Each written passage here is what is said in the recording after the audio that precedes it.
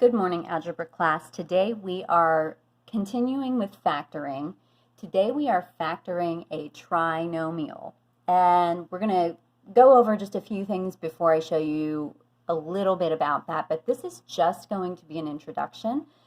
We are not going to actually have you do the factoring on your own until tomorrow, part 2. Today I want you just to recognize what it is we're doing. First of all, factoring. Factoring means that we are taking two or more things and multiplying them together. So that is, we take factors and we multiply them together. Okay? A trinomial, factoring, by the way, means that we're going backwards. We're taking something and we're trying to figure out what multiplied together makes this thing. So, for instance, if I had the number 6 and I factored that into prime factors, it would be 2 times 3. Those two numbers multiplied together give me 6. A trinomial, tri means 3, and this is a polynomial. You notice it has 3 terms, okay? Well, a trinomial, you have factored in yesterday's homework when you factored out the greatest common factor, but this is a little bit different. Remember that over the past few days, we were foiling. Let's just pick something simple. If I had to FOIL these two binomials together, I would get x squared plus 3x plus 2. Now, I would do 4 terms and then combine them, but that would be the answer. When you multiply these two binomials together, you end up with a trinomial, okay? So what we're doing today is starting to learn how to go from here to factored form with two binomials. Now I want you to pay close attention to what we're doing today. We'll be looking at the two numbers. These are much simpler than, they can get more complicated, and we are going to get to the more complicated ones eventually. But we have two numbers here. We don't have 3. So there is no coefficient other than 1 on all of these examples. We have a leading coefficient of 1. That does make it a little easier, and we're definitely going to start with just these so that you can kind of see what's going on here. But we have the number 10, which is our constant term. If you remember when we were identifying the parts of a polynomial, coefficient is the coefficient in the front. The constant term is the term that has no variable in it, and they always go in descending order of powers. So we have a squared power of 1, and remember, if there were an x there, it would be x to the 0 power. So let's take a look at this. I know with these particular trinomials that I am going to factor them into two binomials, okay? First thing. And when I do that, I also know that the last two numbers in FOIL, the last two numbers are always that constant term. So I know that they have to multiply to 10. The numbers I use in my binomial, my two binomials, have to multiply to 10. I also know, you see how this 2 and this 1 add to 3? The numbers that I use have to add to 7. Okay, so if I look at this, I've got x plus and x plus. Everything here is addition, okay? So two numbers that multiply to 10 but add to 7. Can you think of what those might be? 5 and 2. They multiply to 10 and add to 7. Now what I'm going to do is FOIL this out just to make sure that it actually is this trinomial. So let's FOIL it out. X squared are the first terms, outside terms 2x, inside terms 5x, and the last terms is 10. So it's x squared when I simplify plus 7x plus 10. Check. It's the same thing. So this is factored into two binomials. Multiplied together, they equal this.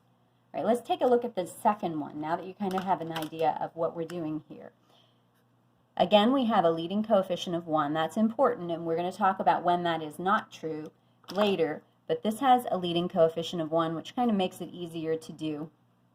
We need two numbers that multiply to 15 and add to 8. Okay? Now, if I have multiply to 15 and add to 8, can you think of what that is? What two numbers would that be? X plus 5, x plus 3. They multiply to 15, they add to 8. Let's FOIL it out and check it. So you've got x squared, outside terms 3x, inside terms 5x, last term's 15. When I simplify that, I can combine these two middle terms. I get 8x plus 15. It's the same thing. This is my answer. Okay. Now we have one that's a little bit more complicated here. Of course, they always get more complicated. We will always throw in a negative, right? So in this case, don't let the negatives throw you off too much. It has to multiply to negative 18. All right, that's not x minus 18. That means multiply to 18. And it has to, the two numbers have to add to a negative 3. So don't get too bogged down with this. Think first about what numbers you can multiply together to make a negative 18, or just an 18. Okay, we have 2 and 9, 1 and 18, 3 and 6. 3 and 6 might work because you see if I have a negative 6 and a positive 3, do you see how that is going to give me negative 18? And when I add them, it gives me a negative 3. Okay? So let's FOIL it back together and check it. We've got x squared, outside terms plus 3x minus 6x minus 18. That is going to be x squared minus 3x minus 18. Exactly what we have there. Good. Okay. Let's do this. Next example, we're going to multiply to 25. And that's a positive 25. But we have to add to a negative 10. Well, that's strange. If it has to be a positive 25 and a negative 10, how does that happen? Well, remember that two negatives multiplied together make a positive. Okay?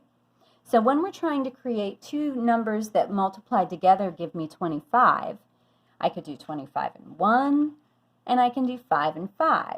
5 and 5 work, but two positive 5s will give me a positive 10. But what if I use negatives? You see how now they are a positive 25 when multiplied together and a negative 10 when I add them. Let's check it. So we have x squared minus 5x minus 5x plus 25 is x squared minus 10x plus 25. That checks. So you see, it isn't enough just to make sure that you have the right numbers. You have to make sure you have the right signs on those numbers as well. Let's take a look at this last one. We have, it has to multiply to a negative 100, and it has to add to a positive 48. Okay, to multiply to a negative number, you have to have one that's positive, one that's negative. Okay, it's the only way that works. But I have to have a positive number when they add together. That means when I have a positive and a negative over here, the positive one has to be much larger than the negative one. Now we have a couple of numbers to work with here. We could do 50 and 2. We could do 10 and 10. We could do 25 and 4. Did you hear any yet that would work?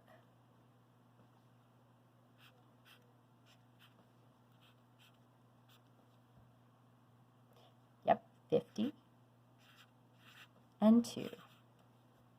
Okay, 50 times negative 2 is a negative 100, but 50 minus 2 is a positive 48. So let's go ahead and FOIL that out to check it. It's x squared minus 2x plus 50x minus 100, x squared plus 48x minus 100. That checks. They're the same thing.